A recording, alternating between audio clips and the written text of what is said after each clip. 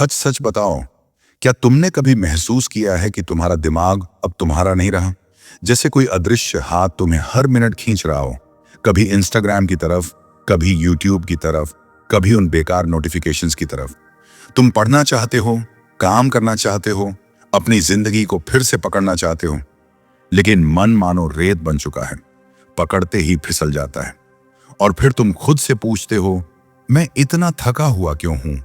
मैं फोकस क्यों नहीं कर पाता? मेरी क्रिएटिविटी कहां चली गई?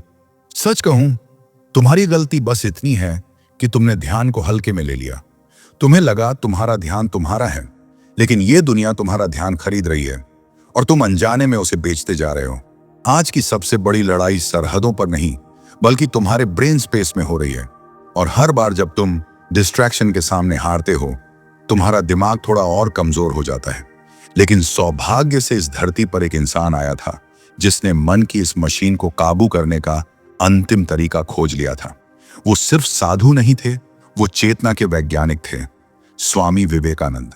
आज जो मॉडर्न न्यूरोसाइंस, साइकोलॉजी और बिलियन डॉलर टेक कंपनी समझने की कोशिश कर रही हैं, वो चीज है जिसे विवेकानंद ने 100 साल पहले समझ लिया था।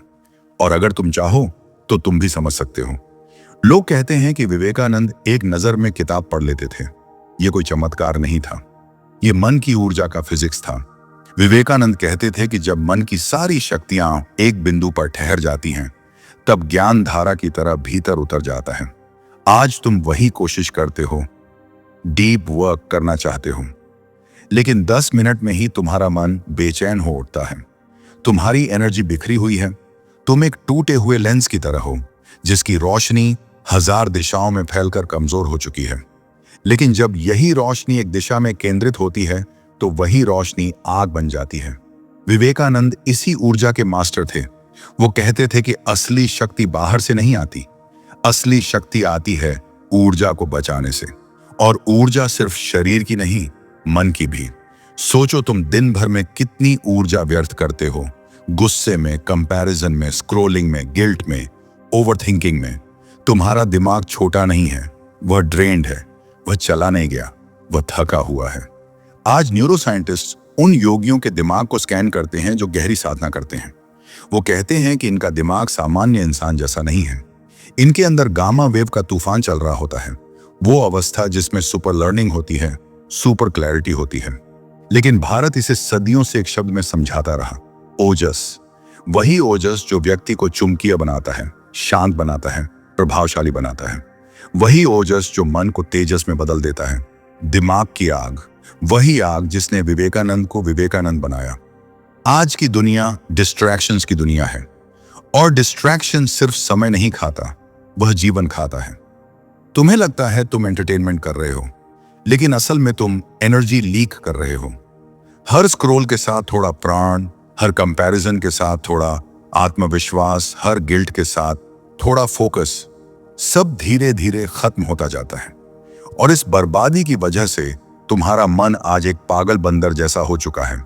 बाहर की हर आवाज पर उछल पड़ता है, हर नोटिफिकेशन पर नाच उठता है और हर शाइनी चीज के पीछे भागने लगता है।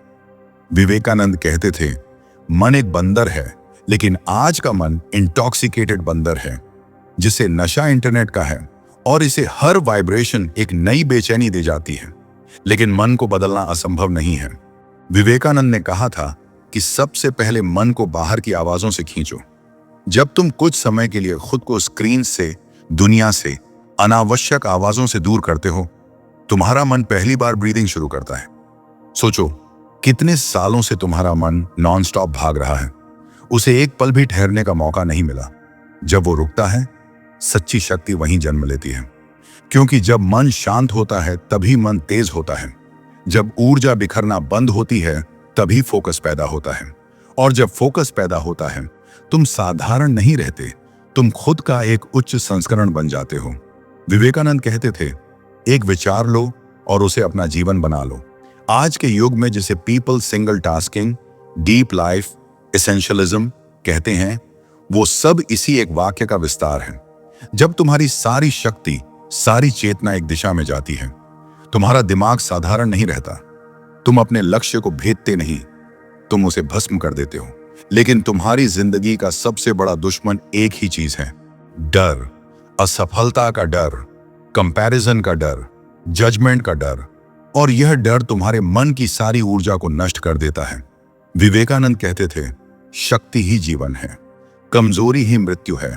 तुम्हारे अंदर असीम शक्ति है, लेकिन तुम उसे पहचानते नहीं, क्योंकि तुम हर दिन अपनी ऊर्जा छोटी छोटी बातों में गंवा देते हो। जिंदगी में सबसे बड़ा कब्रिस्तान कोई श्मशान नहीं है।